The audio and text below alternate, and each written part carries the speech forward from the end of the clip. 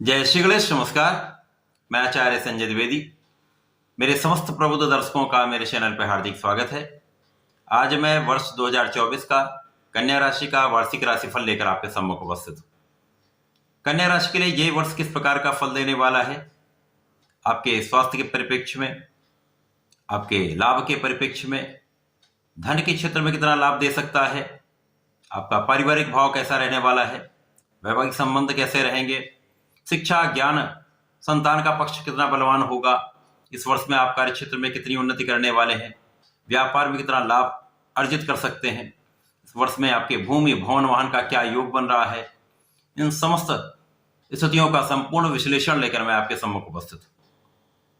प्रिय दर्शकों, ये राशिफल आपको अपने लग्न राशि से तथा चंद्र राशि से दोनों से देखना चाहिए। अर्थात आपकी यदि कन्या राशि है अथवा कन्या लग्न है, आप सभी को यह राशिफल अवश्य देखना चाहिए।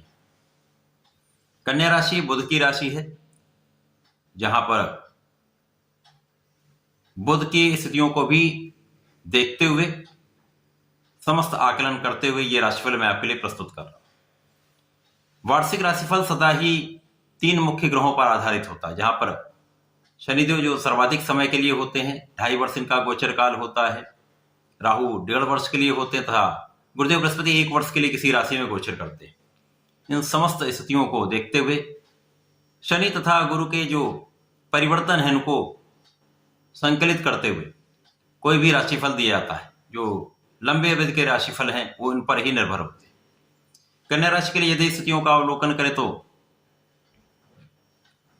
वर्तमान समय में शनिदेव जो आपके षष्ठम भाव में गोचर कर रहे हैं, अपनी मूल त्रिकोण राशि में अत्यंत प्रबल अवस्था में षष्ठ नामक महाराज योग में है। राहु का गोचर आपके सप्तम भाव में प्रारंभ हो चुका है, जहां पर ये वर्ष भर गोचर करेंगे। गुरुदेव बृहस्पति आपके अष्टम भाव में गोचर कर रहे हैं। इस वर्ष में जो राशि परिवर्तन होगा केवल गुरुदेव बृहस्पति का है, जो 1 मई से अष्टम भाव से निकलकर आपके भाग्य भाव में गोचर करना प्रारंभ करेंगे, जहां से आपके जीवन का परिवर्तन होना प्रारंभ हो जाएगा, दशाएं परिवर्तित हो जाएंगी। तो जीवन में आप जो संघर्ष की स्थितियां चल रही हैं वो समाप्त होने लगेंगी। सर्वप्रथम तो यहां पर हम राहु को लेकर चलेंगे, क्योंकि राहु आपके सप्तम भाव में गोचर कर रहे हैं। राहु का गोचर सप्तम भाव में होने का अर्थ यह है कि इस पूरे वर्ष में आपके लिए तनाव की स्थिति बनी रहे। तनाव, शारीरिक स्वास्थ्य में निर्बलता, ये निश्चित इस वर्ष में रहने वाली है। आपको अपने स्वास्थ्य का ध्यान अवश्य रखना होगा, मन को विचलित होने से बचाना होगा। यहाँ पर जीवन साथी के स्वास्थ्य में भी कुछ समस्या हो सकती है, तो जीवन साथी के साथ मतभेद की संभावनाएं निश्चित रूप से। इस वर्ष में यदि आप साझेदारी में कार्य कर रहे हैं, वहां बहुत सजग आपको रहना होगा।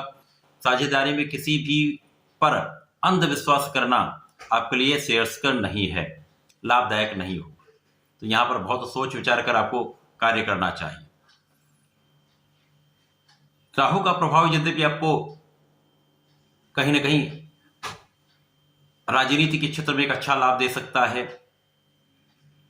कूटनीति में आपको सफलता दे सकता है। पॉलिटिकली ये बहुत अच्छा संकेत है, क्योंकि बुद्धि का भाव बुध के कार्यकत्व में आता है। वहां पर यदि राहु का प्रभाव पड़ जाता तो ये कहीं ना कहीं प्रबल रूप से कूटनीति का भाव प्रबल हो जाता है, जिसमें आप अपने कार्य को किसी भी प्रकार से सफल बनाने के लिए संपूर्ण प्रयास कर लेते हैं। तो ये इनके इन प्रकार आपके कार्य बन भी जाते हैं। राहु का प्रभाव आपके लाभ को कहीं ना कहीं अवरुद्ध करने वाला है। इस वर्ष में जो एक्सपेक्टेड आपकी इनकम है उनमें कहीं कुछ कमी हो सकती है। यद्यपि आप परिश्रम करेंगे, परंतु कहीं ना कहीं स्वास्थ्य समस्याओं के कारण अथवा कुछ अवरोधों के कारण आपके कार्य में विलंब होगा, तो लाभ की स्थिति कम हो रही। इसी प्रकार से आपके परिश्रम को भी राहु कहीं ना कहीं यहां पर कम कर रहे हैं, क्योंकि यहां पर आपका मन भी व्यथित होगा तो परिश्रम आप कम कर पाएंगे। इसी प्रकार से कार्य क्षेत्र में कुछ उतार चढ़ाव की स्थिति आ सकती है, जिसके कारण आपका लाभ भी कम होगा। राहु का जो नकारात्मक प्रभाव वो तो यहां पर देने ही वाले, जो अच्छा प्रभाव वो भी आपको देंगे, जिसके कारण आपका बुद्धि बल कहीं ना कहीं बहुत श्रेष्ठ लाभ देगा। आपको निरंतर भगवान सूर्यदेव को जल अवश्य देना चाहिए, जिससे आप संतुलन की स्थिति में रहेंगे, आपका मानसिक बल अत्यंत श्रेष्ठ प्रभाव देने वाला है। शनिदेव जो यहां पर आपके षष्ठम भाव में गोचर कर रहे हैं, इस पूरे वर्ष में आपके षष्ठम भाव में ही रहेंगे। शनिदेव को षष्ठम में एक अच्छा बल प्राप्त हो जाता है, षष्ठम में ये अच्छा फल देते हैं। सर्वप्रथम तो ये बहुत सारे आपके कष्टों का निवारण कर दें। शनिदेव का प्रभाव यहाँ पर आपके शत्रुओं पर संपूर्ण विजय कराने वाला है तथा यहाँ पर आपके कष्टों के होते, शारीरिक समस्याओं के होते हुए भी आपकी संपूर्ण सुरक्षा शनिदेव यहाँ पर करने वाले। यद्यपि यहाँ पर कुछ वाद विवाद की भी संभावनाएं होती हैं, वाद विवाद भी होते हैं, कुछ शत्रु भी बनते हैं, परंतु शत्रुओं का संपूर्ण पराभव निश्चित है। शनिदेव का प्रभाव आपके अध्यात्म को बढ़ाने वाला है, आपके ज्ञान को बढ़ाने वाला है, आपके में संपूर्णता लाने वाला है। शनिदेव का प्रभाव आपको भ्रमण करा सकता है, आपको यात्राएं करा सकता है, यात्राएं कुछ लाभदायक भी होंगी, अधिक यात्राओं से कष्ट की स्थिति भी बनती। तो यहां आपको अपने शारीरिक स्वास्थ्य का ध्यान रखना होगा। शनिदेव का प्रभाव निश्चित रूप से यहां पर आपके परिश्रम में वृद्धि करने वाला है। तो राहु का जो प्रभाव आ रहा है, राहु का प्रभाव कहीं ना कहीं आपके परिश्रम को कम करने वाला है, आपको भटकाने का प्रयास करने वाला है। शनिदेव का प्रभाव यहां पर प्रभाव जो है आपके इस बल को बढ़ाने वाला, आपके परिश्रम को बढ़ाने वाला, क्षमता में वृद्धि करने वाला। तो यहाँ पर आपके भाई बहनों का विशेष सहयोग आपको प्राप्त होगा। इस सहयोग से आपके कार्यों में भी प्रगति होगी, कई समस्याएं भी सॉल्व होंगी। तो इस समय में शनिदेव का प्रभाव अत्यंत श्रेष्ठ प्रभाव देने वाला, आपको बहुत बचाने वाला है, संतुलन बनाने वाला। इसके पश्चात शनिदेव का कुछ परिवर्तन होगा। शनिदेव वक्री अवस्था में आएंगे, जहां पर ये 29 जून से वक्री अवस्था में प्रवेश कर जाएंगे, जिसके कारण इनका गमन आपके पंचम भाव की ओर हो जाएगा। अब शनिदेव की दोनों राशियां हैं, तो शनिदेव के प्रभाव के कारण ये दोनों भाव अत्यंत प्रबल हो जाए। ये शनिदेव का वक्री काल आपके लिए अत्यंत श्रेष्ठ प्रभाव देने वाला होगा। यहाँ पर आपके संतान का पक्ष बलवान हो जाएगा, संतान भी अच्छी रहने वाली है, संतान का संपूर्ण साथ मिलेगा। शिक्षा ज्ञान के भाव में प्रबलता आएगी, क्योंकि शिक्षा के कारक भी शनिदेव, शिक्षा के स्वामी भी शनिदेव यहाँ पर है। तो अभी तक जो शिक्षा में कुछ अवरोध, कुछ विलंब, कुछ समस्याएं आ रही थी, वो सब सॉल्व हो जाएंगी, उनका निवारण हो जाएगा। आपकी शिक्षा में प्रगति होगी, शिक्षा प्रतियोगिता में सफलता मिलेगी। तो यहाँ पर शनिदेव का प्रभाव आपके लाभ को बढ़ाने वाला होगा। निश्चित रूप से शनिदेव विशेष रूप से आपके लाभ की वृद्धि करने वाले। तो जो राहु का प्रभाव कहीं ना कहीं अवरोध डाल रहा है, वहां शनि का प्रभाव इस अवरोध को कम करने वाला है तथा आपके लाभ की वृद्धि करने वाला है। जैसे जैसे समय का परिवर्तन होगा, इस लाभ में वृद्धि होना प्रारंभ हो जाएगी। शनिदेव का प्रभाव निश्चित रूप से आपको सबल बनाने वाला है, सामर्थ्यवान बनाने वाला है, क्षमतावान बनाने वाला है। तो यहां पर आपके धन के भाव को प्रबलता देने वाला है। शनिदेव का प्रभाव जैसे जैसे वक्री अवस्था में होगा, वैसे आपके धन की वृद्धि होगी, आपकी इनकम बढ़ेगी, तो आपका कार्यक्षेत्र निरंतर आपको लाभ देने वाला होगा। शनिदेव पुनः यहां पर 15 नवंबर से मार्गी अवस्था में आएंगे। मार्गी अवस्था में आएंगे, शनिदेव का प्रभाव संपूर्ण रूप से आपको सुरक्षित कर देने वाला होगा, कई समस्याओं से बचाने वाला होगा, रोगों से आपकी आयु की रक्षा करने वाला होगा। शनिदेव का प्रभाव आपको विशेष रूप से यहां पर पराक्रमी बनाकर, संपूर्ण लोगों के साथ सहयोग दिलाकर, सामंजस्य बनाकर आपको प्रगतिशील बनाने वाला। इस वर्ष में आपकी प्रगति निश्चित होने वाली। प्रारंभिक समय में कुछ समस्याएं हो सकती हैं, कुछ कष्ट हो सकते हैं, परंतु जैसे जैसे ये वर्ष आगे की ओर बढ़ेगा, वैसे वैसे आपके लाभ में वृद्धि होगी, आपका कार्यक्षेत्र भी अच्छा होगा, तो आपके जीवन में प्रगति भी होगी। परंतु इस पूरे वर्ष में आपको ध्यान ये रखना, इस पूरे वर्ष में कहीं ना कहीं मानसिक विचलन, भ्रम की स्थिति, अनावश्यक तनाव ये हो सकता है। गुरु जो आपके अष्टम भाव में गोचर कर रहे हैं, अब यहाँ पर गुरुदेव बृहस्पति जो आपके सप्तम के स्वामी तथा सुख के स्वामी होकर यहाँ पर आपके अष्टम भाव में, ये कहीं ना कहीं कष्टकारी स्थिति चल रही है। यहाँ पर आपके सुखों के होते हुए आप सुखों का उपभोग नहीं कर पा रहे हैं, सुखों के उपार्जन में समस्या हो रही है, साथ ही साथ जीवन साथी के साथ सामंजस्य में समस्या, जीवन साथी के स्वास्थ्य में समस्या निश्चित रूप से हो सकती। गुरुदेव का प्रभाव अष्टम भाव में है, तो कहीं ना कहीं आपकी तो संपूर्ण सुरक्षा हो रही, आपके अध्यात्म में वृद्धि हो रही, आपके विशेष ज्ञान में वृद्धि हो रही, आपके धन की निरंतरता आपको प्राप्त हो रही, कहीं ना कहीं से धन का एक लाभ आपको मिल जाता है। समस्याओं के होते हुए कहीं ना कहीं धन का एक उपाय आप कर लेते हैं। गुरुदेव का प्रभाव यहां पर आपके सुखों पर भी, तो ऐसी स्थितियां बन रही हैं कि आप कुछ सुखों का उपार्जन कर पाएंगे, कुछ सुखों की वृद्धि भी कर सकते हैं आप, परंतु सुखों का उपभोग करने में समस्या आती है। अपना शारीरिक स्वास्थ्य भी कहीं ना कहीं निर्बल होता है।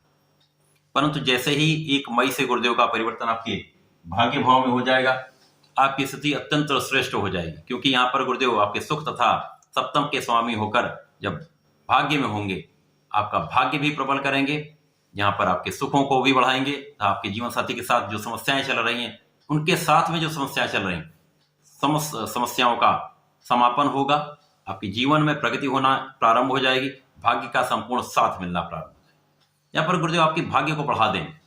जब भाग्य का साथ मिलने लगता है, आप परिश्रम कर ही रहे हैं, जिसके कारण आपका कार्यक्षेत्र अत्यंत प्रबल होने लगता है, धन की निरंतरता आने लगती है, तो जीवन में आप प्रगति करने लगते हैं।